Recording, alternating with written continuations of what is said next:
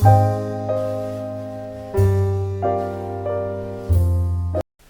Friends, नमस्कार। एक बार फिर से स्वागत है आप सब लोगों का आपके अपने चैनल यूनिक टॉपर्स पे। Dear, today we are going to discuss the second part of our chapter, that is what we are going through nationalism in Europe.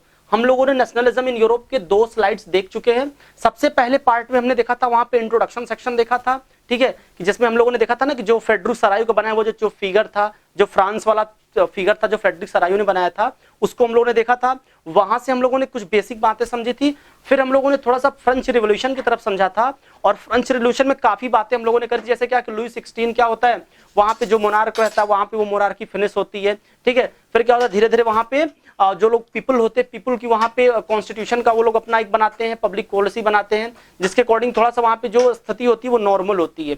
अब हम लोगों का जो थर्ड पार्ट जो पढ़ना है वो हम लोगों को पढ़ना है मेकिंग ऑफ नेशनलिज्म। ध्यान से देखना, making of nationalism in Europe means today we are going to discuss about making of nationalism in Europe. अब क्या होगा, थोड़ा समझना हम लोगों को कि क्या हो रहा है। फ्रेंच की बातें थोड़ी सी तो हम लोग कर ली हैं, लेकिन थोड़ा सा आपको मैं फ्लैश बैक में लेकर चलूंगा। मतलब यहाँ पे जो मैं स्टार्ट करूंगा ना, वो 1750 से स्टार्ट करने वाला हूँ। 1750 से स्टार्ट करूंगा, और 1750 से मैं आपको लेके चलूंगा, कहां तक लेके चलूंगा, 1750 से मैं आपको लेके चलूंगा, और मैं बोलूं आपसे 1850 के आज तक की। मैं अभी 1850 या बोले तो 1815 कहां तक, जहां तक नेपोलियन जो है हारता है, मतलब वहां तक की हम लोग बात करने वाले हैं। Means near about we are going to discuss about the 75 years what was happening at that instant in Europe. हम लोग ये बात करने वाले हैं कि उस समय यूरोप में क्या चल रहा था, 1750 के बाद से लेकर के और 1815 तक, जब तक नेपोलियन हारता नहीं, वहां तक की स्थिति क्या थी उसको हम लोग देखते हैं। मैं बता दूं कुछ बातें, आपसे बता दूं एक्चुअली क्या था वहां पे। अगर मैं आपसे बात करूं, देखिए किसी भी कंट्री को, थोड़ा बात समझिएगा, किसी भी कंट्री को मैं आपसे पहले एक बात समझाना चाहता हूं। अगर वहां पे नेशनलिज्म चाहिए, किसी भी कंट्री में अगर नेशनलिज्म चाहिए तो 2-3 बातें होनी चाहिए। हम सब लोग जानते हैं। अगर मैं बात करूं आपसे उन सारी बातों का, तो अगर कोई भी कंट्री अगर नेशनल होना चाहती है, नेशनलिज्म वहां होना चाहता है, तो सबसे पहले क्या होना चाहिए, वहां पे जो पावर होना चाहिए वो कॉमन पीपल के पास होना चाहिए, या बोले तो वहां पे मोनार्की नहीं होनी चाहिए। वहां पे जो पावर होना चाहिए किसके पास होना चाहिए, वो किसी एक व्यक्ति के पास नहीं होना चाहिए। दूसरी बात क्या होना चाहिए, वहां पे कुछ कॉमन रूल होने चाहिए। कॉमन रूल होने चाहिए। कॉमन रूल मींस बोले तो एक कुछ वहां पे ऐसे रूल्स होने चाहिए जो रूल्स का इंप्लीमेंटेशन सबके ऊपर बराबरी से हो, सबके ऊपर बराबरी से हो। तीसरा पॉइंट, सबको वोट देने का अधिकार होना चाहिए, right to cast their vote होना चाहिए, जो हम लोग आजकल देख पाते हैं, ठीक है। क्योंकि आज सारी कंट्रीज क्या नेशनलिज्म, थोड़ा सा मैं आपको सिर्फ रिकॉल करा रहा हूं। I am not going to teach you the constitution, we are not going to section learn political, हम लोग पॉलिटिकल बात नहीं कर रहे हैं अभी। मैं सिर्फ आपको ये रिकॉल करा रहा हूं कि अगर कोई भी कंट्री नेशन है, साथ में क्या होता है, सब लोगों पर, जैसे अभी हमारे पास क्या बहुत सारे मोरल राइट्स हैं, लोग हम लोग घूम टहल सकते हैं, एक स्थान से ट्रेवल कर सकते हैं, ठीक है। और साथ में क्या होना चाहिए, सबके पास जो भी प्रॉपर्टी वो अपना देखभाल करे, सबके पास एक कॉमन लैंग्वेज होनी चाहिए, ठीक है, एक कॉमन लैंग्वेज होनी चाहिए, ठीक है। कॉमन लैंग्वेज, देखिए लैंग्वेज का भी बहुत इंपॉर्टेंट होता है, इस बात को याद रखिए। किसी भी नेशन को डेवलप करने में जो भाषा का होता है वो अपना अलग ही इंपॉर्टेंस होता है। तो ये सारी बातें चाहिए होती किसी भी नेशन के बारे में।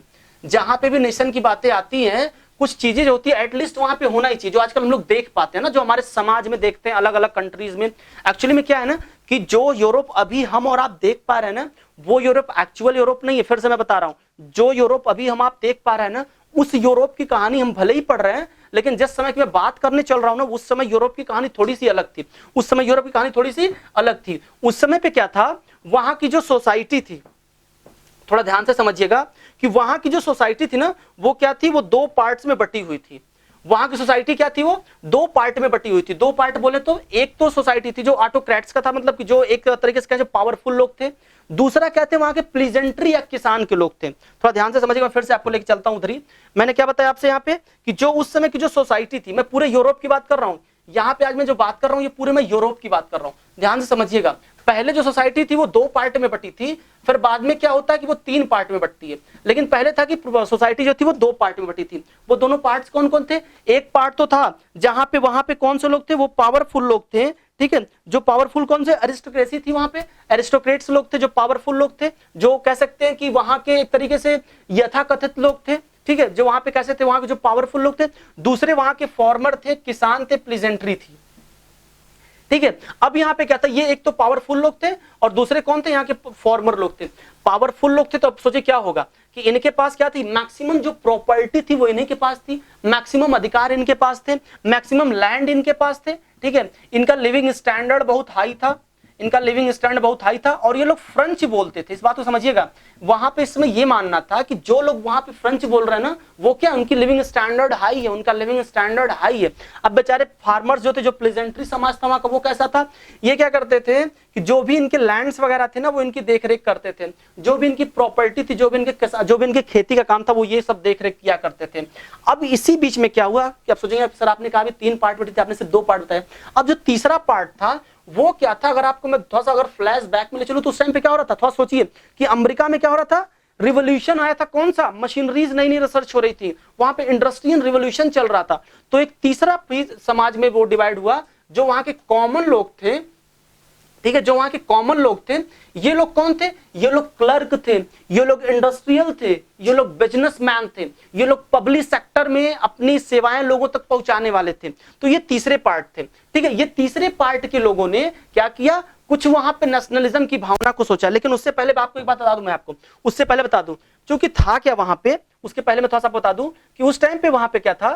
ठीक है, हाँ ये देखिए एरिस्टोक्रेसी, मिडिल क्लास, स्पेलिंग बता दूं मैं आपको। यहाँ पे क्या था कि जो वहां की कह सकते हैं कि जो सोसाइटी थी ना, वो बहुत सारे पार्ट्स में डिवाइड थी। फिर से बता दूं मैं आपको, जो वहां की सोसाइटी थी वो बहुत सारे पार्ट्स में डिवाइड थी। पार्ट्स डिवाइड मतलब क्या था, उनके अंदर बहुत सारी विविधता थी।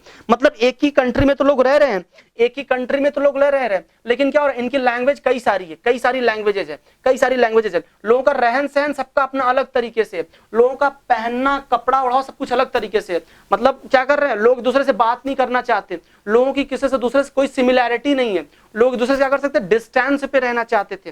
तो ये प्रॉब्लम थी वहां पे, जो वहां की सोसाइटी थी, ये प्रॉब्लम थी वहां की सोसाइटी थी। लेकिन फिर क्या हुआ, फिर क्या होता है कि जब एरिस्टोक्रेट लोग, जो भी आपको बता रहा था मैं आपसे, क्या बता रहा था मैं आपसे अभी, कि फिर क्या होता है वहां पे, फिर क्या होता है वहां पे, फिर एरिस्टोक्रेसी आती है और जो मिडिल क्लास आता है। अभी जो आपसे बता रहा था मैं आपसे ना, मिडिल क्लास, ये मिडिल क्लास वालों को फिर से देख लीजिए। ये मिडिल क्लास वाले कौन थे, वहां के क्लर्क थे, ठीक है, वहां के बिजनेसमैन थे, ठीक है, वहां पे जिनके पास इंडस्ट्रीज में जो काम करते थे, जो ठीक है, जो टीचर्स थे वहां के, और कह सकते हैं कि जो वहां पे कह सकते हैं कि जो जिनका लिविंग स्टैंडर्ड मिडिल में था, वो सारे लोग कौन थे, मिडिल क्लास के लोग थे। अब जो ये लोग मिडिल क्लास के लोग होंगे, ये देखिए हमेशा क्या होता है पता होगा आपको, मिडिल क्लास के लोग ही अप्रोच करते हैं कुछ नई चीजों का, मिडिल क्लास के लोग ही रिसर्च करते हैं, मिडिल क्लास के लोग ही अप्रोच करते हैं। तो इन लोगों के अंदर थोड़ी सी कुछ फीलिंग एक आई, इन लोगों के अंदर थोड़ी सी फीलिंग आई थी, किसकी फीलिंग आई थी, इन लोगों के अंदर थोड़ी सी फीलिंग आई थी किसकी, नेशनलिज्म की। इनके अंदर थोड़ी सी फीलिंग आई थी किसकी, नेशनलिज्म की। अब आई क्यों, क्योंकि फ्रेंच क्या था, रोल मॉडल था भाई उस समय। उस समय क्या था, पूरे यूरोप का क्या था, जो फ्रांस था वो रोल मॉडल था भाई। वहां पे क्या हुआ था, फ्रीडम आ चुकी थी, लुई 16 बेचारे जा चुके थे ना, वहां पे उनका एक लैंग्वेज हो चुका था, एक नेशन हो चुका था, एक ट्राई कलर हो चुका था। तो क्या था, यहाँ पे ये चीजें लोगों ने स्टार्ट किया। फिर क्या होता है धीरे धीरे कि जैसे ही नेशनलिज्म स्टार्ट हुआ, ठीक है, अब क्या हो रहा था, अब क्या हुआ कि अब वहां पे क्या, जो समाज था वहां पे 2 पार्ट्स में बंटने लगा।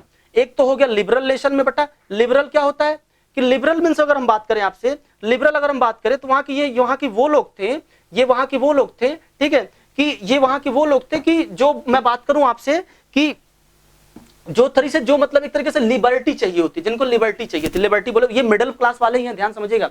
लिबरल फैमिली का मतलब क्या हुआ कि जो थोड़ा सा लिबरल हो, मतलब जिनके पास क्या हो, वो सारे राइट्स हो ना, सारे कह सकते पोजीशंस हो, जो किसी भी एक नॉर्मल व्यक्ति को चाहिए होता है, किसी भी राष्ट्र में सर्वाइव करने के लिए, किसी भी सोसाइटी में सर्वाइव करने के लिए, ठीक है। तो वो सारे पोजीशंस की बात यहाँ पे होती है। अब क्या होता है 1815 के बाद, थोड़ा सा मैं आगे चलता हूं, ठीक है। देखिए ये जो पूरा पार्ट अपना है ना, जो सेकंड पार्ट जो हम लोग पढ़ रहे हैं, यहाँ पे क्या हम लोगों को सिर्फ पढ़ना, यहाँ पे हम लोग को सिर्फ इस पूरे पार्ट में सिर्फ ये देखना था कि यूरोप की सोसाइटी थी क्या, यूरोप की सोसाइटी क्या थी जिस टाइम पे यहाँ पे जब रिवोल्यूशन स्टार्ट होने वाला था, रिवोल्यूशन स्टार्ट होने वाला था, सुनना ध्यान से, अभी नेशन की अभी तो आग लग रही है, अभी तो ज्वाला फूट रही है, अभी चिंगारी निकल रही है धीरे धीरे। चिंगारी कहां से निकल रही है, मिडिल क्लास से निकल रही है, ठीक है। उसी बीच में क्या हुआ, एक न्यू कंजर्वेशन बनेगा। कब बना ये हुआ कब, 1815 के बाद। बेचारे जब नेपोलियन जब चले गए वहां से, ठीक है, जब नेपोलियन वहां से चले गए तो जो वहां की सोसाइटी थी वो कह सकते हैं कि एक अलग ही थॉट आया। अब वहां पे क्या आया, वहां पे जो लोग थे अगर हम बात करें आपसे कि जो वहां के लोग थे उन लोगों का एक अलग प्रकार से रहना था। और एक आपको देखिए यहाँ पे एक फोटो दिखाया गया, हाँ, ये वहां की कंजर्वेटिव सोसाइटी, ये जो सोसाइटी आपको जो फोटो जो दिखाई गई है ना, इस फोटो में देखिए क्या है, आप देख पा रहे हैं कि ये वहां के जो है यथाकथित लोग हैं, ये वहां के जो कह सकते हैं कि एक तरीके से जो सामाजिक लोग हैं, सोशल लोग हैं। देखिए इनके सबके जुबान देखिए पट्टी बंधी हुई है, देख पा रहे हैं। मीन्स यहाँ पे दीवार पे लिखा हुआ है कि ये यहाँ पे होता है कि देखते कौन कितना देर शांति से बैठ सकता है। हालांकि ये व्यंग्यात्मक, याद रखिएगा, जो फिगर आपको ये दिखाई दे रहा है ना, ये फिगर क्या है, ये फिगर कह सकते हैं एक तरह से कि मॉकिंग है, ठीक है, ये हंसी मजाक वाला फिगर है। बट यहाँ पे क्या हो रहा है कि जो सोसाइटी थी वो क्या हो रही, शांत हो रही है, कौन कितना देर तक सोच सकता था, और जो ज्यादा बोला उसके मुंह पे देखिए पट्टी बंधी हुई है। तो हम लोग ये समझ सकते हैं, देख रहे हैं ना, the cube of thinkers anymore and ये थिंकर्स की क्यूब, मतलब ये जो सोच रहे, जो वहां के जो सामाजिक जो बुद्धिजीवी वर्ग उनका देखिए वो उनकी हालत ये थी, ठीक है। तो जब उनकी हालत ये थी तो हम लोग समझ सकते हैं कि उस टाइम पर सोसाइटी में क्या हो रहा था। मेरी बात आपको समझ में आ रही होगी। थोड़ा सा अगर मैं और आगे चलूं तो फिर क्या होता है, रिवोल्यूशन से स्टार्ट होती है। अभी रिवोल्यूशन की बात हालांकि हम लोग यहाँ पे एक्चुअली में करेंगे, जो रिवोल्यूशन की बात करने वाले हम लोग अगली क्लास में करने वाले हैं। लेकिन आप लोग बस ये समझिए कि 1815 तक की स्थिति जो थी वो क्या थी, वो बहुत सारी डाइवर्सिटी थी सोसाइटी में, ठीक है, बहुत सारी डाइवर्सिटी थी सोसाइटी में कोई किसी के साथ रहना नहीं चाहता था, कोई किसी की भाषा अलग थी, ठीक है, कोई किसी के साथ मिलके कोई काम नहीं करना चाहता था, कोई आवाज नहीं उठाना चाहता था। हाँ, लेकिन इसी बीच में जो मिडिल लोग वहां के थे, जो मिडिल लोग थे वहां के, उनके अंदर थोड़ी सी भावना नेशनलिज्म की आने लगी, ठीक है। और वही नेशनलिज्म की जो चिंगारी उठी थी, वही 1813 में मैं आपको दिखाऊं, जो हम लोग को अगले पार्ट में पढ़ना है, वही जो क्या होता है, रिवॉल्यूशन स्टार्ट होता है 1830 से, जो हम लोग को नेक्स्ट क्लास में पढ़ना है। डियर, आई होप आपको ये बात समझ में आ गया होगा। अगर ये पार्ट अगर आपको समझ में आए तो प्लीज मैं आपसे फिर से कह रहा हूं कि अपने सारे फ्रेंडों को शेयर कर दीजिए, सारी क्लास में शेयर करिए, सारे क्लास वाले बच्चे जानने चाहिए। हम लोग लॉकडाउन में मेहनत सिर्फ इसलिए कर रहे हैं कि आप लोग समझ पाए, क्योंकि देखिए बड़ा बोरिंग चैप्टर है। मैं बार बार मुझे रिक्वेस्ट आ रही है, स्टूडेंट्स का फोन आ रहा है, स्टूडेंट्स के पेरेंट्स का फोन आ रहा है कि सर यूरोप में नेशनलिज्म की क्या होगा। तो डियर, मैं इंडिया में नेशनलिज्म की बात करूंगा, लेकिन पहले आपको यूरोप को जानना है, क्योंकि हमारे सिलेबस में है, क्वेश्चन बनते। पिछले साल क्वेश्चन आया था कि नेपोलियन के सिविल वार की 4 विशेषताएं बताइए, 4 क्वालिटीज बतानी थी नेपोलियन के सिविल उसका कोड आया था। तो मैंने पिछली क्लास आपको सिविल कोड पूरा समझाया है। आप जाइए प्लेलिस्ट में जाइए, सिविल कोड को देखिए, सिविल कोड को समझिए, उसके कौन कौन से प्रॉपर्टीज थे। आई होप आपको ये सारी बातें समझ में आ रही होगी। और पिछला 2 लेक्चर हो चुका है, तीसरी क्लास है, ये पार्ट 3 याद रखिएगा, ये पार्ट 3 है। और पार्ट 4 में हम लोग पढ़ेंगे क्या, the age of revolution. So dear, thank you for watching, that's all for today, have a nice day, bye bye.